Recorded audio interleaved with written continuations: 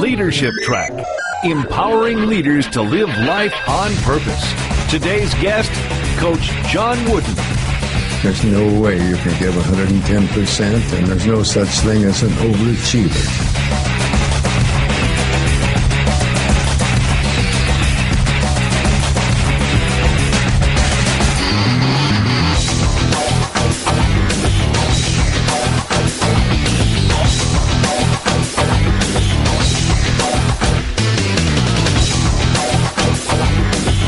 Leadership Track would like to welcome you as we spend the next half hour visiting with basketball's living legend, John Wooden. In his final 12 years at UCLA, his teams won a staggering total of 10 national championships. No other coach in history has won more than 4.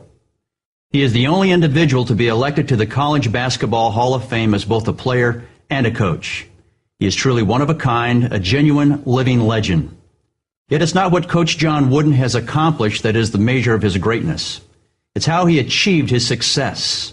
Leadership Track would like to welcome you for the next half hour while we visit with basketball's living legend, John Wooden. Coach, thanks for being with us on our show today. You're very welcome. It's nice to be here. You've had a busy day already. We won't get into that, but let's start from the beginning. How did your family of origin influence your coaching success? Well, I think, as I've often said, parenting is the most important profession in the world, and I think I was very fortunate in my early days of learning many things from my father and mother that helped me shape the philosophy which I had in teaching years later. And there are many things along that line, but I believe more than anything else, it's the foundation that's set in your early years.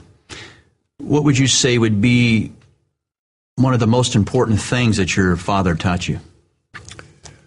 I think that possibly is never try to be better than somebody else. Always understand that you'll never know a thing that you don't learn from someone else, but never try to be better than somebody else, but never cease trying to be the best you could be. Yeah, I can remember you saying that that's under your control. The other isn't. And if you get too engrossed, involved, and concerned in regard to things that you have no control, it'll have a negative effect on the things over which you have or should have control. So focus on that over which you have maximum control, because you have limited control in those other areas. Correct. Coach, you talk a lot about truth and honesty. What role has truth played in your life? Well, I believe that it enables you to have certain serenity or peace, tranquility. As Dad said in one of the sets of 3s that he gave me and my brothers when we were in grade school, is don't lie, don't cheat, don't steal. And I can remember him saying that if you never lie, if you always tell the truth, you don't have to remember what you say. And if you lie, one lie will lead to another. And I know I never understood that at the time, but somewhere in the hidden recesses of the mind, I recall those things, and I think they are meaningful. Mm-hmm. You also talk about another set of 3s: no whining, no complaining, no excuses. That's another set of 3 that Dad gave us, is don't whine, don't complain, don't make excuses. Just do the best you can, and no one can do more than that. Would you coach differently today than when you were coaching, and if so, how? Well, I don't think so. There might be some changes in techniques because of some of the rules that have been different from the time that I taught. But the basic thing, it isn't in getting best results. It isn't the fundamentals. It's how you work with others when it's in a group activity. And I believe that realizing that there's no progress without change. My basic philosophy, I don't believe in change hardly at all. Mm-hmm. You were a good basketball player, in fact, really good. What are some of the principles you learned as a player that have influenced your coaching style? Hard work, much as anything else, and get to the point where you enjoy what you're doing, but you must work hard at it. I think those eventually later became the cornerstones for my pyramid. We watched you for many years as the coach at UCLA, yet you referred to yourself as a teacher. What's the difference? In reality, there is no difference, in my opinion. All a coach is a teacher. You're teaching more things than just, however, the subject matter. Like I taught English for many, many years, and prior to coming to UCLA. And you're teaching not quite the same things in the English classroom as you are on the basketball court or the baseball diamond or the football field or something, because there's other things you have to get across more that are extremely valuable. You're not working together so much in an English class, but you must be working together in some sport of that sort. So I think there's much to be attained and acquired from teaching activities in sports that you don't get in the classroom for teaching the solid subjects. But you learn that you must have a program, you must have a program that you follow, you must have a plan for each day's activities, just in the classroom or on the court, whatever it might be. You also were at UCLA coaching for 15 years, I believe, before you won a national title. Do you think that in today's college environment, they would allow you 15 years to produce a championship team? Well, it depends on a lot of other things. There are certain reasons why you couldn't. I've said, in my case, when I've asked how come it took you 15 years to win a national championship, and I said, well, I'm a slow learner, but you'll notice when I learn something, I have it down pretty good, and that's the important thing. But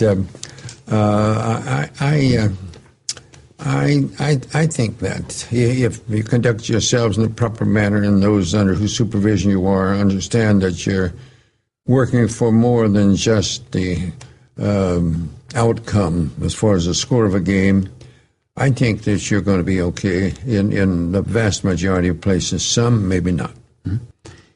Based upon your pyramid of success, I want to throw out some words, not all of them, and you just comment on some of those words. Self-control. Keeping your emotions under control so that you'll be able to execute whatever you're doing near your own particular level of competency. Poise. Being yourself. I've coined my own definition of poise. It's just being yourself. Adaptability. Realizing that situations change and you must change according to the situation. Intentness. Keeping focused on your objective. Cooperation. Being considerate of others and know you're not alone in anything, that there's others with you in one way or another, and when you give, you receive. Skill. Being able to execute not only properly but quickly. Alertness. Being observing everything that's going on around about you and the things to do as well as the things not to do. What would you consider your greatest responsibility as a coach? I believe as time went by, maybe I didn't realize it so much in my earlier days, but as time went by, my great responsibility is to teach those under your supervision the value of an education, and to know that education is going to be very meaningful from all their lives, and sport is going to be meaningful for only a comparatively short part of their lives, and but they can help you in the other things that are going to be meaningful in the later years. But I believe that is the main responsibility of teaching your youngsters to be considerate of others and to know that hard work will bring desirable results, maybe within the limits of your own particular abilities. In your humble opinion, what would you consider as your greatest strength as a coach? I thought, but that's been that a number of times. I think that it's hard for a person to recognize and analyze their own weaknesses, but I believe one of my strengths was organization, being able to accomplish things in a minimum amount of time. I think others have said that too about me, and I sort of believe that was one of my strengths, and then getting my youngsters to work together for the welfare of the group rather than just individual statistics. I believe I was very successful in that. You coached a lot of years, and as a coach, what would you say was probably one of the most difficult decisions you ever had to make? I think that when you have to discipline someone under your supervision, or you have to decide who's going to get the letters at the end and who's going to be your traveling squad, and who should be playing at this certain time, and to make this proper substitution adjustments you have to make. Those are When you have to make a decision that you know is going to affect others, those are the difficult decisions you have to make. And sometimes we don't realize how much a certain decision you're going to make is going to affect others.